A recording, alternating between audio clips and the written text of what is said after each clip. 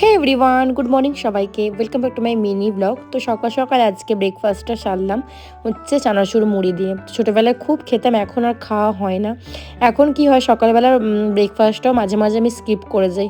যাই হোক, আজকে দুপুরে বানাবো হচ্ছে একটু শুক্তো, অনেক দিন পর একটু শুক্তো বানাবো। যেহেতু এখানে একা থাকি, ওই বানালেই খাওয়ানো মানে খাওয়া হয় এরকমই একটা ব্যাপার হয়ে গেছে। তো সবজিগুলো ভালো করে ধুয়ে আমি আলাদা আলাদা করে নিলাম। আর আজকে একদমই কিছু করবো না, শুধু শুক্তো বানাবো, শুক্তো আর ভাত। আর ওর মানে ওকে একটু ডিম ভেজে দেবো। এখানে শুক্তোর মশলাও বানিয়ে নিলাম, আর রাত্রিরের জন্য একটু সয়াবিনও বানিয়ে রাখলাম, যাতে আর বেশি কিছু খাটতে খুঁটতে না হয় রাত্রিবেলায়। এখানে গ্যাস ট্যাস পরিষ্কার করে আমি এবারে একটু ফেস প্যাক লাগাচ্ছি মুখে, অনেক দিন হয়ে গেল কিছু ইউজ করছি না, তার জন্য। তারপরে স্নান ধান করে চলে এসেছি, এবারে যাব হচ্ছে ঠাকুরকে সেবা দিতে, আর আমরাও লাঞ্চ করব।